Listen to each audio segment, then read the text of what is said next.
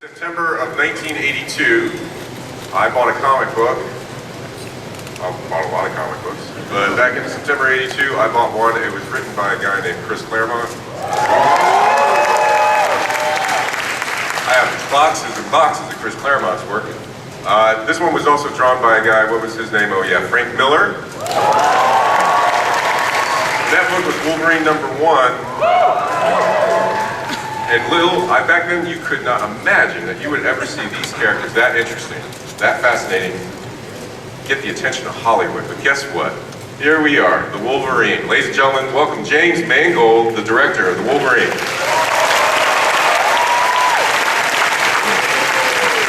Son? How are you, sir? I'm good. I'm glad to be here. It is great to see you. I have to say, this is a pure personal comment. Directed two of my favorite movies. 310 to Yuma and Copland. I mean, some pretty great movies. Thank you, Jeff. Some tough guy movies. Is this a tough guy movie? This is a tough guy movie. I think one of the things you and I set out to do was, with the space we had with making a movie just about Logan, and maybe there was another one that set out to do that, but it ended up with a lot of other mutants in it as well. We had enough space here to make a movie about Logan, about inside it, and about his journey and where he comes from and where he's headed. Yeah, and some of the characters that we were introduced to in the comics that I mentioned, but then I've seen this film, and it's great, and it goes well beyond that. Tell us. Well, the whole Japanese setting gave me kind of, I hoped, a license to change the tone a little bit, to ratchet things both up and down a little bit, meaning make the action, I hope you agree when you see it, a little more intense, a little more physical. You know, Logan is one of the few superheroes who can't jump tall buildings in a single bound, can't change the atmosphere, can't fly out of our atmosphere, can't pull a 747 down. But what he can do, other than knock over a bottle, is he can use his claws, and he has incredible spinal cord, and a skeleton, and he can heal. And it's like, what is so important to me about Logan in this is that we get inside the anger and the rage that has defined the character in comic books for years, but I don't think it's had a chance to be seen both in action and drama in the film itself. That's fantastic. And we've seen Wolverine. This will be the 6th movie that he's in, I believe, and I think next year is 7th. That includes the 28 seconds. It does. Last one, yeah. But that's pretty incredible if you think that they were all portrayed by the same man. I mean, this man has been the same superhero more than Christopher Reeve was Superman. He's been, this character. I think Jeff Hugh there's been some roles in history. I think Clint as the man with no name. I think Sean Connery as the first Bond. I think Hugh Jackman is in that strata. I think that he encompasses both. I think what fans love about him is he encompasses both the physicality of the role and also the heart of the role. I think no matter what he does and who he hurts and who he's cutting and who he's cursing, you can see in his eyes there's something beyond that. I also think, to just say, I don't think Hugh has ever been in this kind of shape for a movie before, and I think he's been in pretty badass shape before, but what Hugh did before we started this, after being skin and bones in Les Mis, and then bulking up for this movie, I think it's pretty phenomenal, and if you haven't seen it in the trailers, it is phenomenal. So do we have a video message from Hugh? A video message? We have a special thing we want to show. Okay, well, whatever. Where do I stand when we're running this? Should I tuck myself? I'll get vertigo. You should put on your 3D glasses and we should run this. You guys want to watch a little of the Wolverine?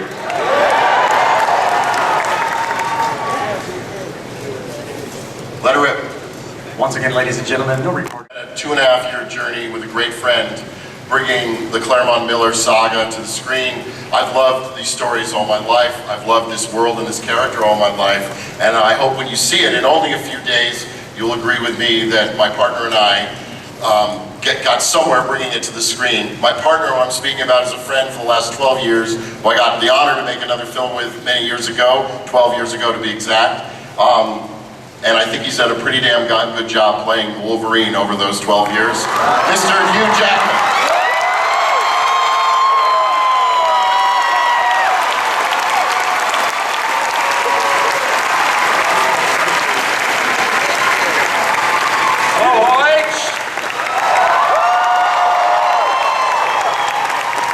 Good to see you guys all. This is honestly one of the greatest joys I ever get in this business, is to come here to Hall H to thank you guys for allowing us to do this. Thank you.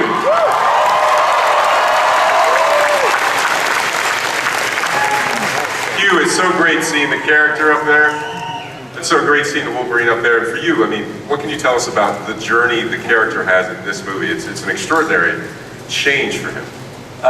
Everything Jim and I wanted to do about this movie was to make sure that for fans who have seen the X-Men movies, first Wolverine movie, or for those who haven't, this is something completely fresh, completely different. Obviously, you guys know it emanates from probably one of the most famous comic book arcs, the Japanese story or Samurai Saga. And 13 years ago, I first read that in my trailer, that comic book, whilst being in my trailer filming X-Men 1, and I said to Lauren Shuladonna, this is the movie we need to make. Well, 13 years later, it's here. I think you get to understand way more about the character than you've ever seen before. And as many of you have said to me on planes, in the street, at various places around the world, you finally get to see the Berserker Rage in full. So I hope you enjoy it. James, I wanted to ask you a little bit. We have some more time. What's for you? You know, one of the things that you got to do in this film is we see a Wolverine who does suffer, who is in peril, because he's always healed before, but things are a little different in this movie, right? Well, I don't want to give anything away, but I think that one of the things that we wanted to explore in this film that was resonating throughout Claremont Miller, and I think is a big issue for any character that doesn't die, that can recover from any injury, or in Logan's case, I guess almost any injury, is how do you go on living when everyone you know and love fades away? What is that like? You know, we've seen even in the first Origins and in the other X-Men and in our film, we see Logan's been present through history. And we know through the comic books he's been present through history. He's been here a long time. But what's that like? Falling in love, losing the people you care about, watching people die and having to start again. And let's be honest, Logan isn't exactly the most socially adept character we've ever seen in comic books. So when you lose the people you're intimate with, at some point you start to withdraw and get low. And it was our decision when we decided where we're going to start this film in relation to the timeline of everything else, that we're going to begin when Logan's lost everybody. He's lost everybody. The X-Men, Professor X, Jean Grey, by his own hand, in fact. And so when we find him in the Yukon as Claremont Miller begins, we're finding also a character who has retreated from relationships with other living people. And, you know, romance doesn't always go well in superhero movies. In Marvel movies in general, I mean, the great romances would be, you know, Peter Parker and Mary Jane or Gwen, and of course Tony Stark and Tony Stark. Logan loves women. Logan has always loved women. If there's one place, I mean, you comment on. Yeah, no, we talked about this right from the beginning. There was another thing, apart from the relationship with Jean Grey, I felt we could go way further with it, and is in the DNA of the comic book series, is that his saving grace and his kryptonite is women. So finally in this movie there are 4 incredible female characters. There is, as you saw briefly there, Jean Grey is back. You get to understand probably more of that relationship, what it means to him. But there are 3 other great female characters, and personally, and on behalf of Wolverine, that was a great thing. Sometimes I felt like we were making a Fellini film.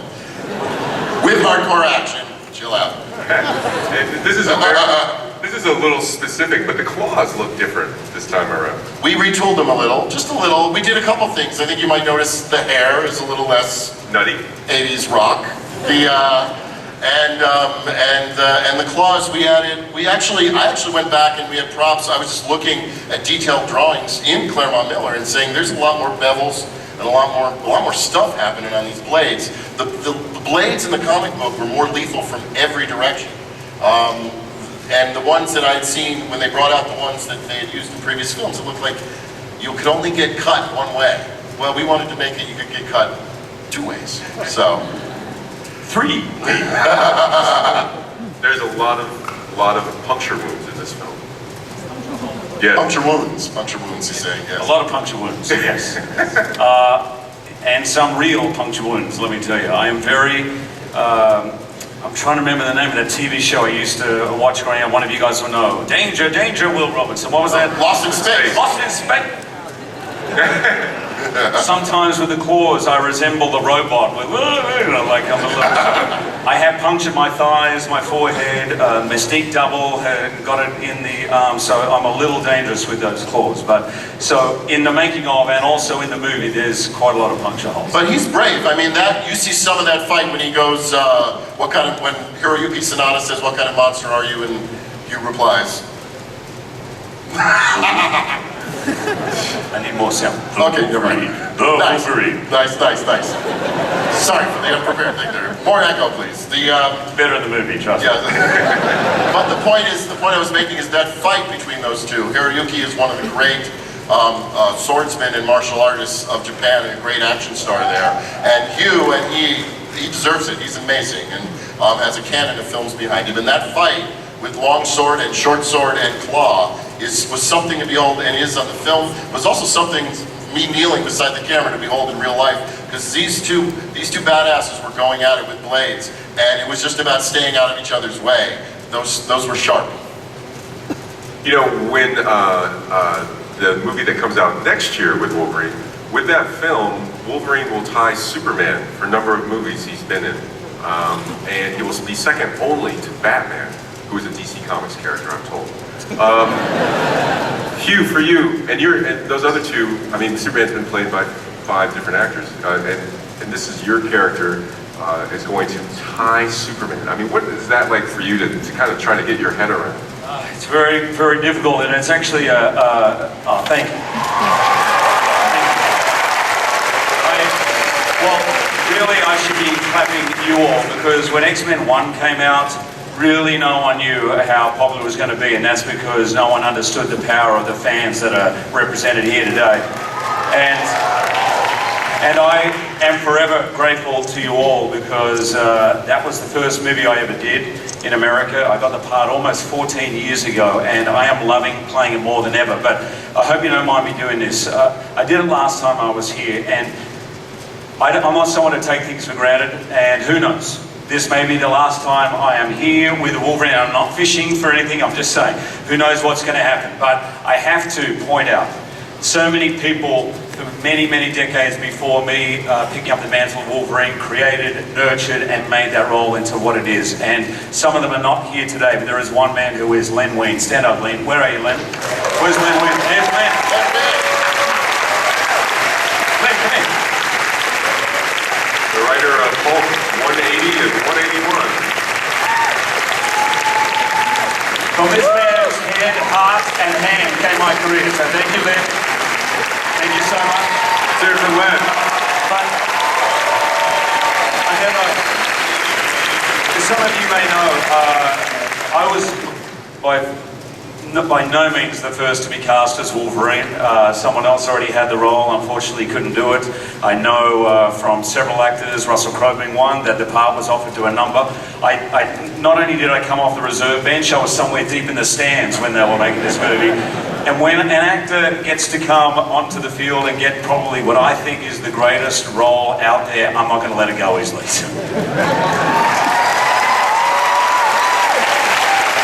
Fantastic. All right, guys. Well, ladies and gentlemen, what do you guys think? The Wolverine? You guys interested? James, thank you so much for joining us. July 26th. July 26th. Hugh, thank you so much. Thank you so much. We'll see you later. Sorry, I've just got one little thing to add. It's not very often I'm here, but listen. One of the great things that being in movies like this, these big blockbusters, playing a character like this has afforded me is the opportunity to do other things. I've had great opportunities which this role has offered me. And particularly being able to do smaller, more indie movies. And I hope you don't mind, Jeff, I certainly hope Fox doesn't mind, but I'd love to take this opportunity to introduce you to the director of a movie I've got coming up. It's a smaller movie and I'd like to bring him out on stage. It won't take long. Ladies and gentlemen, Bryan Singer!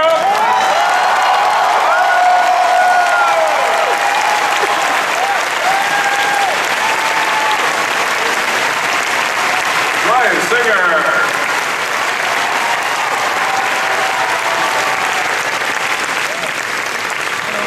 Hello. Hey, Bryan. Hey. I fucking knew it. I like it. Didn't fool her. That's what they say. You know, Fox and a surprise panel. It's like, oh, okay, that's not very. Anyway, but thanks. It's so great to be back here. It's been a few years, like a decade. It's great to be on stage with you. It's incredible, and it's been a really great journey. We're up in Montreal making X-Men: Days of Future Past.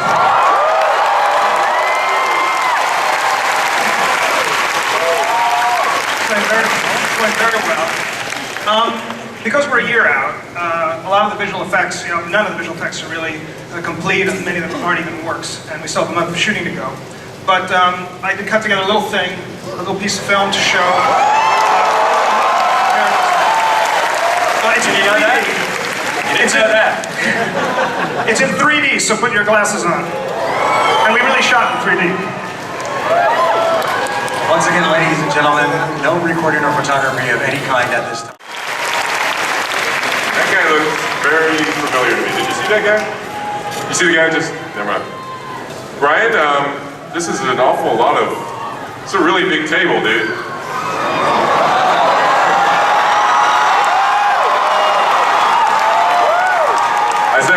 I said this is a big ass table.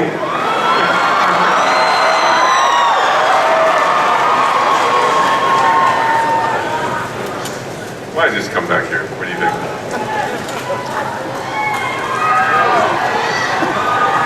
We're gonna show it. We're gonna show it at the end. Yeah. We got something else. Yes, that's right. Brian, come out the front, and then we're going to be joined by. There's a couple producers going to join us, and a writer producer. Do you want to? Here's your microphone. First, I'd like to bring on stage. Sorry, Hugh. It's very well organized. This is what happens when you don't have when it's a surprise. I need to look at the names. First, I'd like to introduce the writer and co-producer of the film, Simon Kinberg.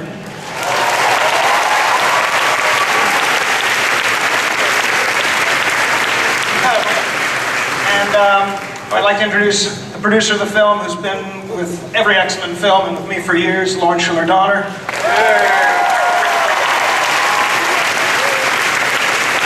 Our other producer, Hutch Parker. I've worked with him for a number of years as well. Then we have a whole bunch of people. You want me to do this? I'm going to let Jeff do the rest because I'm going to forget somebody. How many people do you think we got?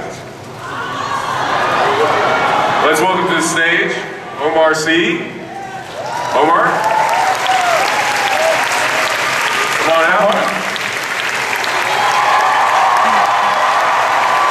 Ladies and gentlemen, how about Ellen Page? Sean Ashmore, Anna Paquin, Halle Berry,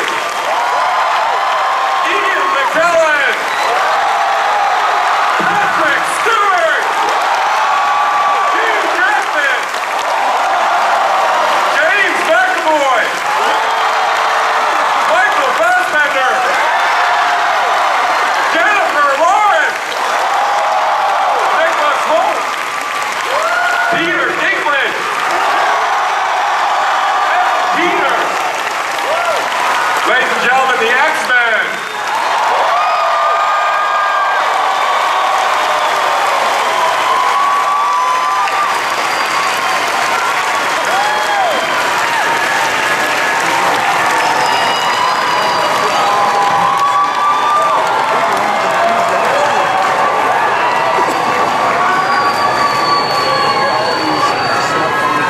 Twitter just broke. Twitter just broke. Guys, why don't you join us around the other side of the table?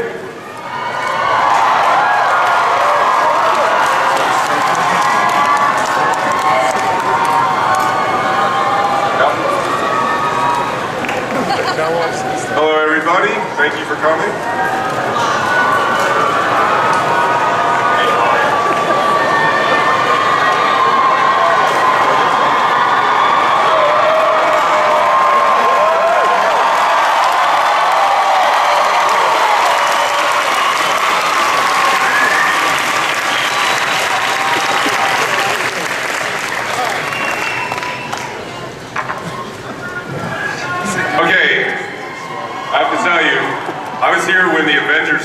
one, and this is bigger.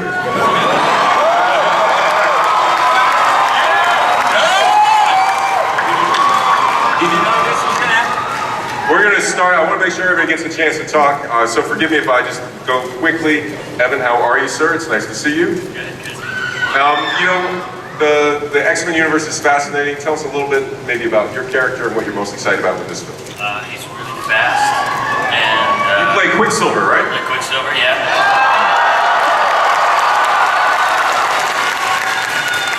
Really fast, and he's a bit of a spaz. He's a bit of a spaz. Good to know. Peter, how are you, sir? I'm well.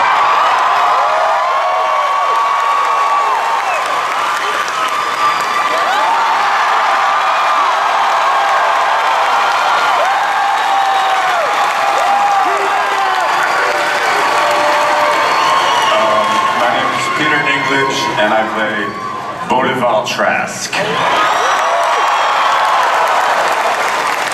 Phenomenal too. I was realizing we have all these different franchises represented. I mean, you know, we have Game of Thrones and Hunger Games, and you know, it just goes on and on. True Blood, Star Trek. It's an amazing panel. This is pretty impressive. You've been here before. Have you ever seen anything like this? I'm having flashbacks to yesterday. Nicholas, for you, what's it like to be part of this cast? It's amazing. You know, even sitting here, it's scary, but thank you all for coming. Jennifer, how are you? I'm good, thank you. For your character, I mean, this is a chance to find out more about her. I mean, she's one of the bigger mysteries, really. You know, her relationships and the way that she fits in. It must be kind of exciting for you to return and find out where her story is going. Yeah, absolutely. Yeah, she's definitely taken on to, she's starting to find her journey into the Rebecca Romaine, kind of the later mystique that we know, but is also kind of still very close to Charles, and well, they haven't seen each other for a long time, it's not close geographically. But yeah, it's kind of her journey into becoming who she's going to be. Sure. Mr. Fassbender, how are you, sir?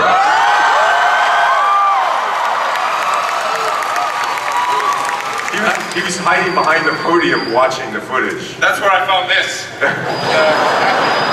What the hell is that thing? I don't know, but we're becoming friends. It's great to be back here. It's fantastic to see so many sort of, you know, film enthusiasts, comic book enthusiasts, crazy people. It's nice to be able to... So, very excited to be back. Fantastic. And James, how are you? It's good to see you. I'm really good. I can't be in a room with this many people without saying, "How you doing, Comic-Con?"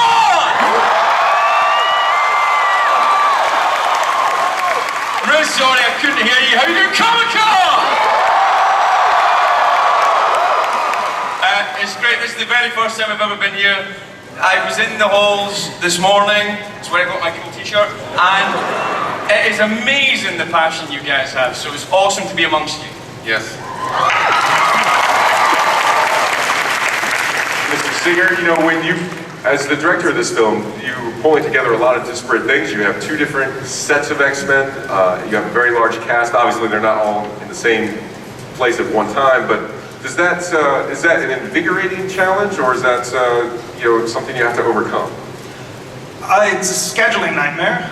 It's a logistical nightmare, but no, it's great. I actually like ensemble films. I started with Usual Suspects, which is an ensemble film.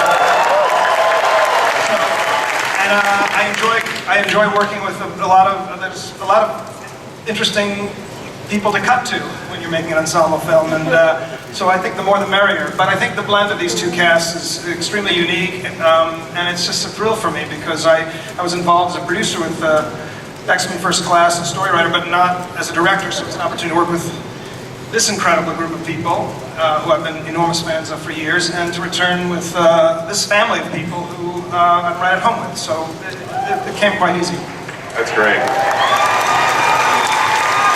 And Hugh, very quickly for you, I mean, you talked a little bit about how much the role means to you, but the ensemble, being back with a group of people that you know, how does that fit in? Oh man, this is an embarrassment of riches. I mean, look, to work with the people who were in the very first film I ever did, that's incredible alone. And then to work with this new line, this is two great movies in one. If I just got to do one of these movies in my life, I'll be happy. The fact I'm with everybody here, this is something I'll never forget. All right, you next two guys, I have to tell you, wow.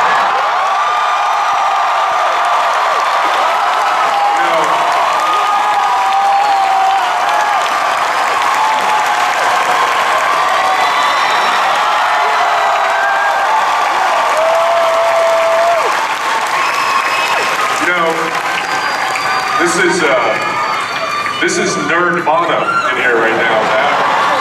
Have Starfleet and Middle Earth represented in an excellent movie.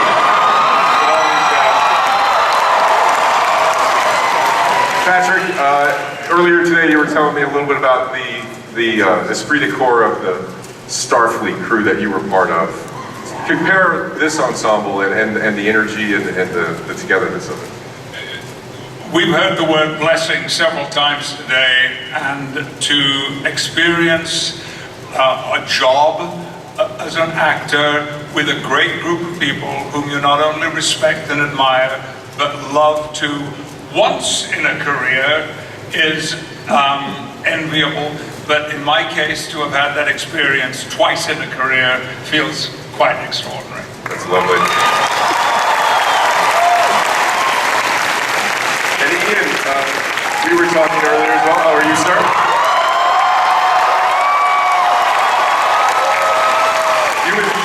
You and Patrick, your work is not done when you finish the mutant work. You have more. No, it is not. I'd just like to say how lovely it is to be back in California. I feel safe here now you've got rid of Proposition 8. Yeah!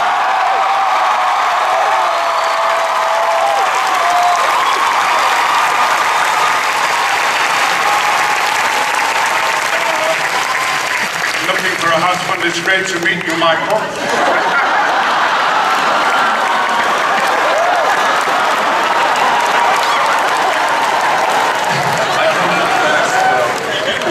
But no, I know, darling, but I don't want Patrick to get jealous. Thanks for the cue, because Patrick and I, because of these movies, and thank you, Brian, because although we've had very similar careers on stage and in classical theatre before we got to be part of this wonderful journey. We've now got even closer together, and so close that we're going to do 2 plays, and they're going to be on Broadway in the autumn. Waiting for Gono and a bit of Harold Pinter, you can come and see us on stage. I look forward to seeing you then. The panel previous to us was called Women Who Kick Ass, and that applies to this panel as well. We have 3 Oscar winners on this panel, 3 of all women, Jennifer, and the next 2, Hallie and Anna. Hallie, how are you? Wonderful to see you. Ian, what do you see as your favorite thing about Storm? She's such a wonderful character, such a classy character. What is it, though, that really resonates with you? You know, what I've always loved about Storm is that, well, something I love about her and something I hate about her. I'm gonna tell you what I love first. What I love about Storm is that she's like the Earth Mother of the group. And I think that's part of my own personality that resonates and what attracted me to Storm in the beginning. She's usually the calm, cool voice of reason. Besides being a badass when she needs to be, she's kind of the mom of the group. What I hate about Storm is that she never gets any love. Like, what's up with Storm? I love you.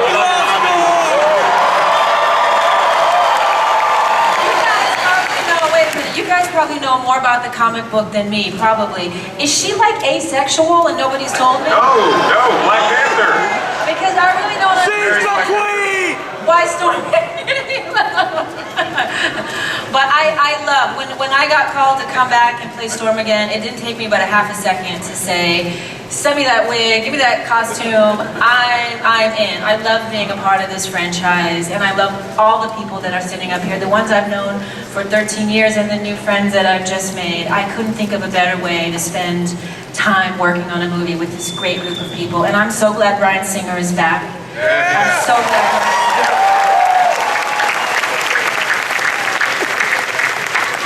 We're at Anna, is that? Hi, how are you?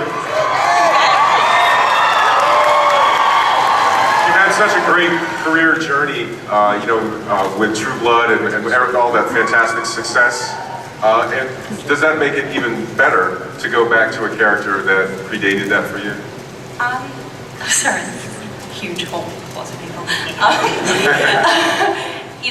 It's amazing. Obviously a lot's happened in the last 13 years of probably all of our lives, but it's incredibly exciting to get to come back. This was, I got cast in this movie when I was 17, so it's really, really, really amazing to be back and I'm so happy. Sean, is that you down there? Hey man, I can barely see.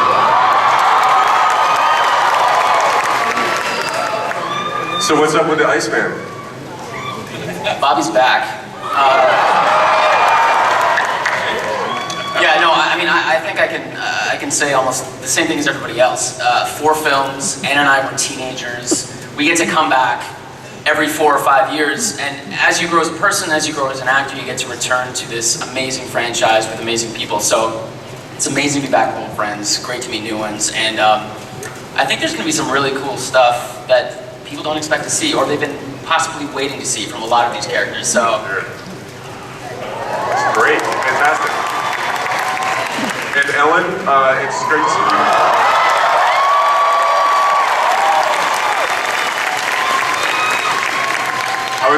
I was lucky enough to meet you on the set of Inception, I think is when we first met. I remember you say how much you loved making a movie of that scale and with special effects and the visual ambition of it. Yeah. So it occurs to me you must be very, very excited to be back in the mutant universe. Absolutely, and when I did the first one, I had never been on a set remotely to that size or scale, so it sort of blew my mind, and was joining a group of people who were already close, but they could not have been, more lovely and welcoming and so sweet, and then never did I expect to be back playing Kitty Pryde again, and just couldn't be more excited. Great. And then Omar, welcome sir, how are you? And why don't you tell us a little bit about your character? C'est ça, it's Bishop.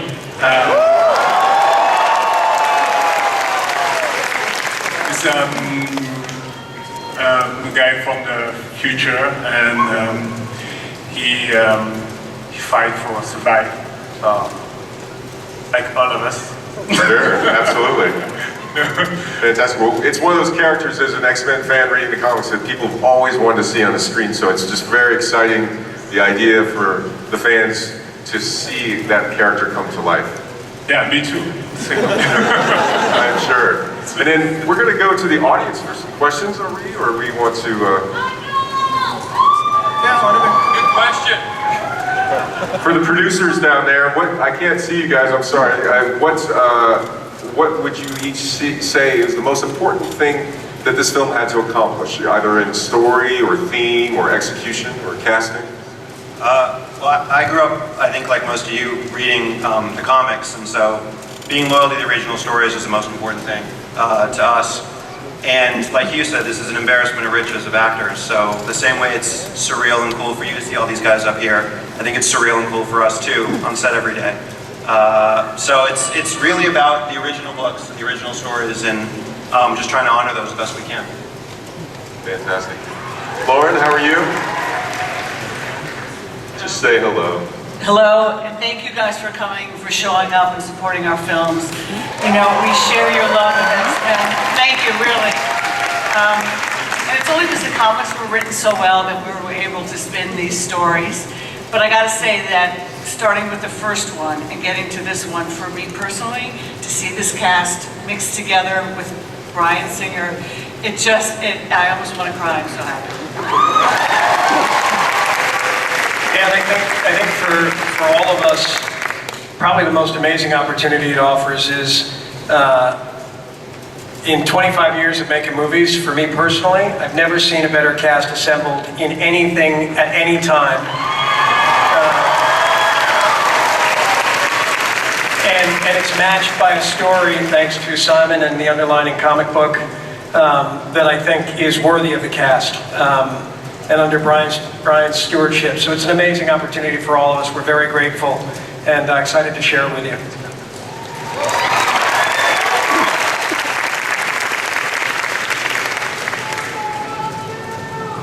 Yeah, we're going to take a couple questions, but there's not a lot of plot stuff that can be discussed, probably. And then maybe we can watch the footage again. What do you guys think? If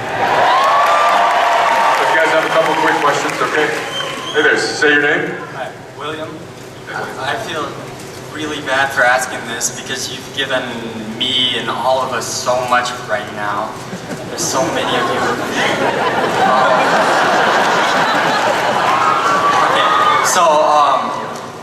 Since the X-Men universe is expanding now, like the Avengers universe, I'm not going to ask that question, I can promise. Now that you're combining the X-Men movies that have been made and are going forward with future movies, is there anywhere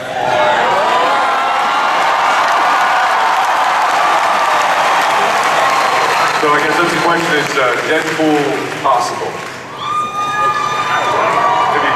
Anything's possible. Not in this particular movie, but yeah, anything's possible. It really occurred to us that the X-Men universe is every bit as large, if you really look at it, as the remaining Marvel universe, the DC universe. And I think if carefully explored, movie by movie, much the way Marvel's done and DC is beginning to do, I think there's a lot of room for growing and expanding the film canon for X-Men. So yeah, I mean, some people could have their own movies, combined movies, all those things are obviously possible, so we've seen them working. Is that a yes or a no? No, because if I say yes, Brian Singer confirms Deadpool. Whatever that means, I don't know. But you know what I mean. Well, Hugh, I had a quick question for you.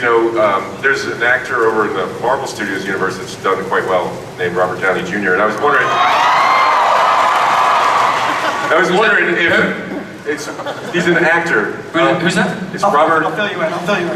Yeah, I'll tell you later. Okay. But I was just wondering, if Wolverine, Iron Man didn't get along, kind of met each other, would that be like a can opener situation, or what would that? Who's going to walk away from that? Oh, I don't want to be responsible for taking down Iron Man, but I'm kidding.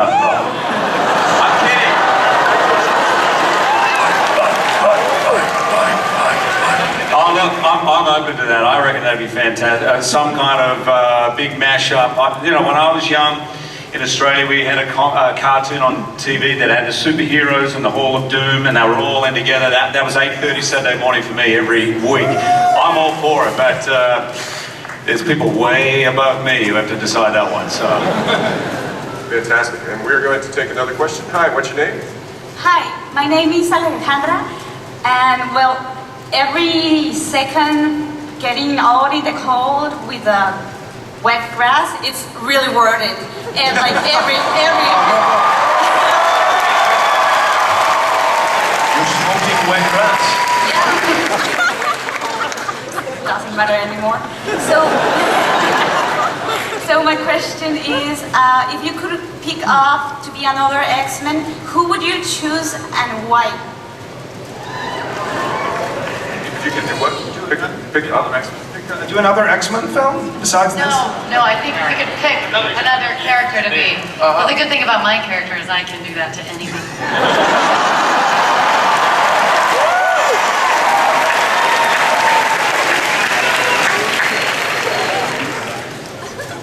Nobody has a question for the X-Men? Hey, what's your question? There we go. Oh, I just couldn't see the line. Okay, my bad. Hi, how are you? Hi, my name's Carol, and I actually have a question for Hugh Jackman. I was kind of curious. He's done several standalone Wolverine movies, and then he's worked with the ensemble in the X-Men movies. And I just wondered, how is it different when you're preparing for the role, when you're going to have your group, when you're not going to have your group? Is it different? Is one easier or the harder? A groove? Group. Your group. I like the idea of the groove, yeah. No, the Wolverine groove really is the same. And if you come to my house most Saturday nights, I'm grooving as Wolverine, so... Same. In terms of preparation, no different. Wolverine is Wolverine, and every movie in a way is an ensemble, but let's be honest. Look at this panel. Look at what I'm turning up to work every day. Not only being able to work in the future part of the movie, but also working in the past with an ensemble I'd never get to work with the man who gave me the job that has defined my career. So it is not every day I'm grateful, and I thank my lucky stars, especially. All right, we got another question from another member of the audience here at Hall H at Comic-Con next year. Hi. Hi, my name's Adele. I'm from Melbourne, Australia. I've come over here. Ozzy! Thank you. Oh man, I didn't think I'd do that. Me neither. So yeah, this has just blown my mind because I was just expecting you. So Sorry. The guy from Australia is going to be here, whatever. Thanks, Adele. This has totally made my 15-hour flight worth it tenfold. Anyway, so huge X-Men movie fan, but I was wondering if we're ever going to see a Gambit Rogue involvement.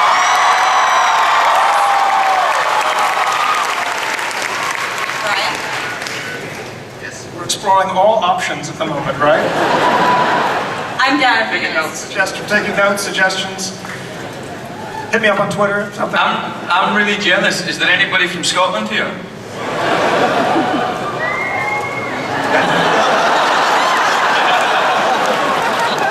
I'm entirely on my own. I'm very sorry. Brian, it's fascinating that Quicksilver, as we all know, is like popping up in different places. I don't know what you can say about that. Is there anything? Is it? Yeah, well, Quicksilver was always a part of the story as we were developing it. The casting took a while to find the right actor for this role. Evan, I'm a huge fan of Evan's, and so making that work was really fantastic. I can't speak to the Avengers, but it's our character exists. And we'll talk about the character. There you go. Evan, you describe the character. Oh, yes. He's very fast.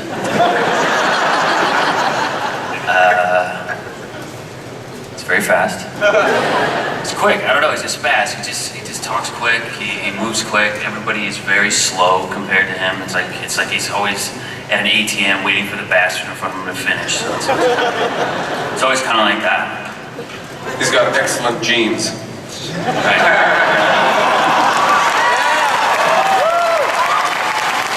Is it going to be the green costume or the blue costume? It's going to be a 70s costume. Okay. Yeah. I grew up as a kid in the 70s, and I had forgotten how hideous some of the clothing was back then. Now these guys, sorry, but these guys... I look incredible in this film. I just want that out there.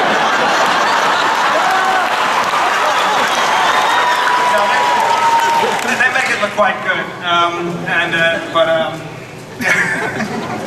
Peter Dinklage looks like my father in this. That handsome? By the way, yeah, it's not a wig. It's like his real hair. Everyone thinks he's asking him in the car, how's the wig? That's it. That's real. It just can comb like that. I got a sweet Tom Selleck mustache sporting too. So.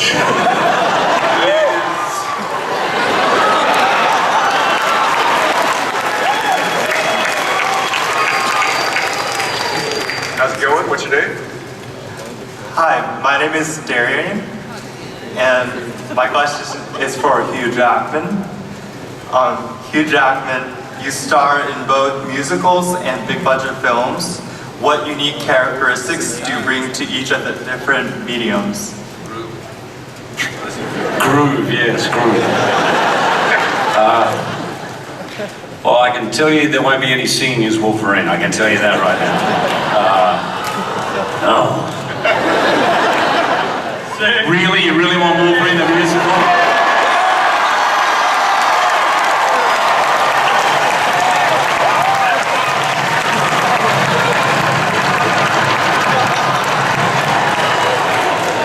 I'm gonna slice some. I'm gonna dice some.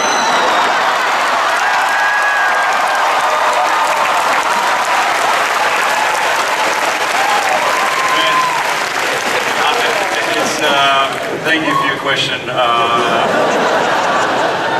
don't know, man.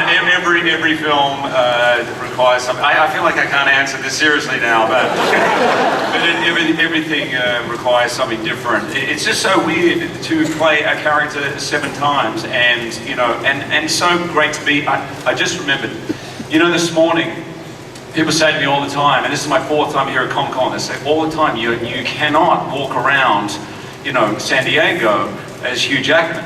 But I did. In fact, this morning, I got dressed up in my full Wolverine costume. Not one person stopped me. No, one guy goes, yeah, not bad. And another one said, whoa, way too tall, buddy, way too tall.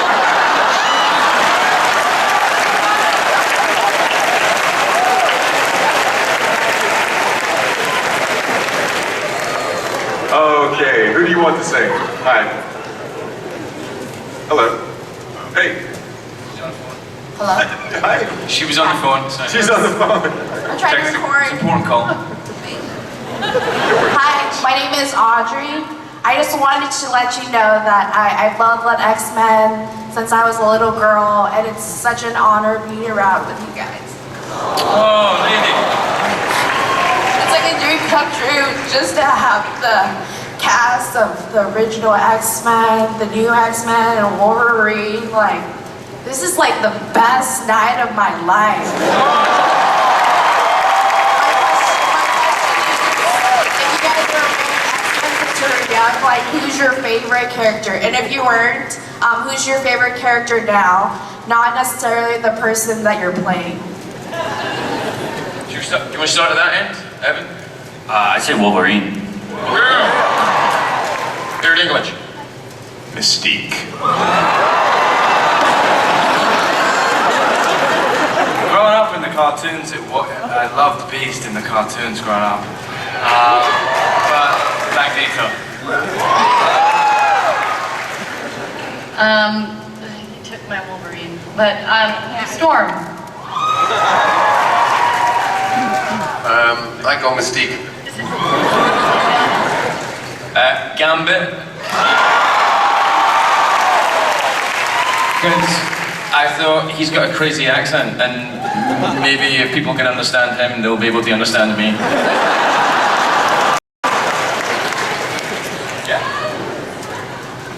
Professor X. Sorry. Because he's in charge. And I'm in charge. I'd love to play Wolverine one day. No, 7 times is not enough. No, Deadpool.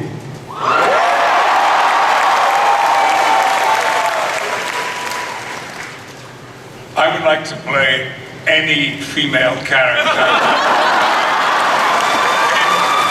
in any X-Men movie, because then I might stand the chance of winning an Academy Award.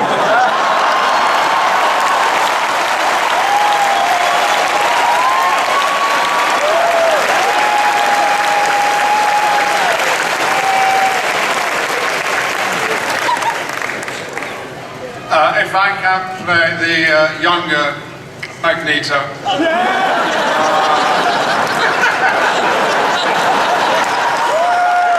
I'd like to grow wings and play Angel.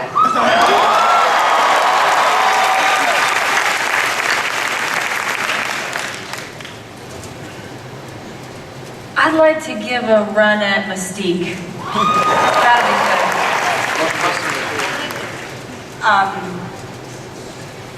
Wolverine? Unless Rogue could fly. That would be nice. And I'd stick with that, but I like claws. Without a doubt, Nightcrawler. Love him.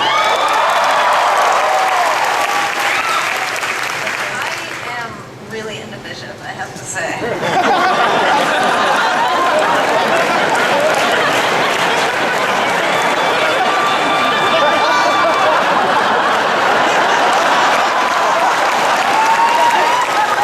Episodes. I think Mystique for me, because she can be all these guys. Jean Grey.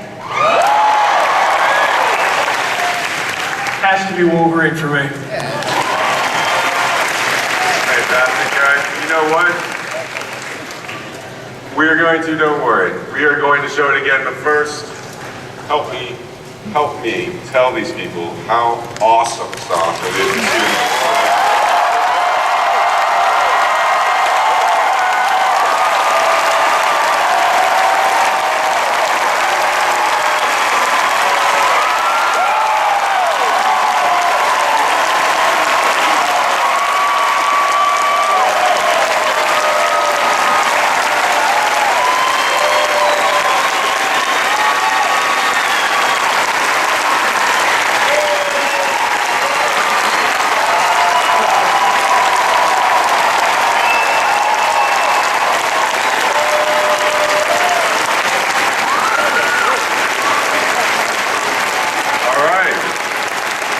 The X-Men, Days of Future Past.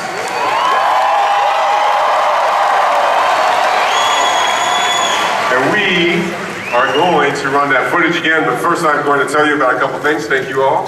Thank you. Yeah. Cast, you guys, if you guys want to watch the footage, I know you haven't seen it yet. If you step off the stage this way, if you step off the stage this way, there's glasses waiting for you. There's free stuff.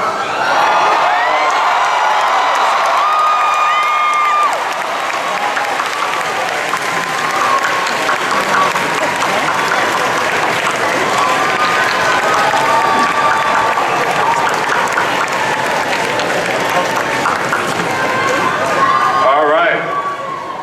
Okay, here it is. They want me to tell you there's free t-shirts for everybody if you go to fulfillment.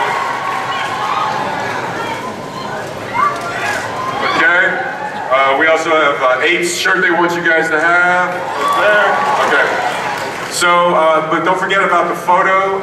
And if you didn't get the information and you want to find yourself in this room, you'll be able to take a picture of yourself while they were all lined up. You'll be able to tag yourself and show everybody you were here, or again, turn in your neighbors for America's Most Wanted. You'll be able to find that information on Fox's Twitter. I'll tweet it as well from EW. So, we are going to now watch the footage again, and these guys haven't seen it yet. Thank you very much.